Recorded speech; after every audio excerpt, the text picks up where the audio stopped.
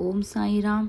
श्री साई ज्ञानेश्वरी सार प्रथम अध्याय ज्ञान है। ज्ञान वह प्रकाश है जो हमारे व्यवहारिक जीवन को सही दिशा देकर उन्नत करता है और हमारे आध्यात्मिक जीवन को मुक्ति मार्ग की ओर ले जाने के लिए सुदृढ़ पृष्ठभूमि तैयार करता है। इस अध्याय में नाना साहब चंदोरकर एवं श्री साईं बाबा का संवाद है। सदगुरु श्री साईं के परम भक्तों में श्री चांदोरकर विशिष्ट एवं अग्रगण्य हैं। चांदोरकर ने संसार में रहकर अनुभव किया है कि यहाँ तो हर कदम पर दुख है, सुख तो नाम मात्र का भी नहीं है। वे संसारिक मोह माया के जाल में फंसे हुए हैं। उनको संसार सारहीन लगता है। वे संसार की नश्वरता का अनुभव करते हैं। वे श्री साईं के श्री चरणों में सादर अनुरोध करते हैं कि उन्हें संसार के जाल से मुक्त करें और उनके भव के बंधन को तोड़ें। सदगुरु श्री साईं उन्हें ज्ञान प्रदान करते हैं। वे मोह माया को दूर करने वाले तत्व ज्ञान को हृदय में उतारने का संदेश देते हैं। वे काम, क्रोध, मद, मत्सर आदि को दुखों का कारण बताते हैं। इनसे भव का बंधन लंबा होता है। इसका जिम्मेदार व्यक्ति स्वयं है। मानव जीवन ईश्वर का वरदान है। मानव जीवन पाकर व्यक्ति को प्रयास करना चाहिए कि पूर्व जन्म के संचित कर्म क्षीण हों, परंतु ऐसा वह नहीं कर पाता। इस जन्म में कुछ और नए कर्म बंधन में जोड़ लेता है और उसका भव का चक्कर और लंबा हो जाता है। निम्न कर्मों के बंधन से वह निम्न योनियों में जन्म लेता है। मोह माया में फंसकर व्यक्ति अपनी स्थिति को अधोगामी दिशा में ले जाता है। माया व्यक्ति के जीवन पटल पर तरह तरह के खेल खेलती है। यह व्यक्ति तो क्या, बड़े बड़े योगी और सन्यासियों को भी भ्रमित एवं विपथगामी कर देती है। कर्मों के अनुसार कर्म फल मिलते हैं और सुख दुख हमारे कर्म फल हैं। अच्छे कर्मों का उदय होता है तो जीवन में सुख की बहार आती है। बुरे कर्मों का उदय होता है तो जीवन में दुखों की तप्त बहार चलती है। अच्छे और बुरे कर्मों को ज्ञान के द्वारा जाना जा सकता है। अच्छे कर्म करना और बुरे कर्म छोड़ना यह ज्ञान को जीवन में उतारने से ही संभव है। संचित कर्मों को भोगना ही पड़ता है, इसे कोई छूट नहीं सकता। कर्म फल न्यायाधीश की तरह होता है।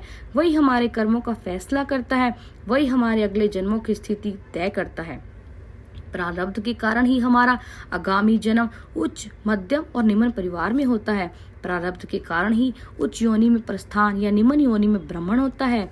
श्री साईं व्यवहारिक जीवन का ज्ञान भी प्रदान करते हैं। वे समझाते हैं कि दुनिया में अच्छे बुरे लोगों की परख करो, सज्जन एवं साधु जनों को पहचानो, उनका सम्मान करो, जीवन अच्छी तरह से चले। इसके लिए प्राप्त धन अर्जित करो। धन संपत्ति को धूप और छाया की तरह समझो। इसका अहंकार कभी ना करो। अपनी सीमा में खर्च करो। अतिरिक्त धन का उपयोग सत्य कार्य में, दान में करो। उधार लेकर धन संबंधी कार्य अथवा तीर्थ यात्रा न करो। दान देने से पहले दान प्राप्त करने वाले की योग्यता एवं पात्रता देखो। भूखे को भोजन, वस्त्रहीन को वस्त्र दो। अपंग, अनाथ, रोगी, अभावग्रस्त, मेधावी विद्यार्थी, गर्भवती स्त्री, विधवा, माधुकरी से जीवन निर्वाह करने वाले साधु संत दान के सर्वथा उपयुक्त पात्र हैं। श्री साईं कहते हैं कि सत्ता एवं उच्च पदों पर आसीन होकर रिश्वतखोरी न करो। किसी के साथ अन्याय न करो। अपने अधीनस्थ लोगों के साथ प्रेम पूर्ण बर्ताव करो। शालीनता पूर्ण वस्त्र पहनो। तुम्हारे भीतर अहंकार पैदा करे ऐसे वस्त्र न पहनो। यह संसार एक धर्मशाला है। यहाँ हम कुछ समय के लिए आते हैं, ठहरते हैं, अतः धर्मशाला के प्रति हमारा मोह कैसा। संसार में जब तक रहो अपने दायित्वों का निष्ठा से निर्वाह करो। ईश्वर को सदा याद करते रहो, क्योंकि वही हमारा पालन करता है, वही हमें सब कुछ देता है। यहाँ तक कि हमारा जन्म भी उसी की असीम अनुकंपा है। ईश्वर के विराट ऐश्वर्य को जानो, समझो, उसमें आस्था रखो एवं उसकी भक्ति करो। बच्चों का अच्छी तरह पालन पोषण करो। उन्हें अच्छी शिक्षा दो। उन्हें पैरों पर खड़ा करो। अच्छे कार्य को अपने हाथ में लो। उन्हें जिम्मेदारी पूरा करो। संभव हो तो समाज में अपने कर्तव्य की लकीरें खींचो। अपने हर कार्य की सफलता का श्रेय ईश्वर को दो। स्वयं कर्तापन का भाव मन में न आने दो। इस संसार में आने वाले को एक दिन इस दुनिया से जाना ही है, अतः मृत्यु का मन में भय न रखो। मृत्यु से पहले मृत्यु का शोक न मनाओ। मौत भी एक महोत्सव बने ऐसा प्रयास करो। हर स्थिति में समभाव बने रहो। इस अध्याय में श्री साईं ने आध्यात्मिक ज्ञान के साथ साथ जीवन का व्यवहारिक ज्ञान भी प्रदान किया है। ओम साई राम।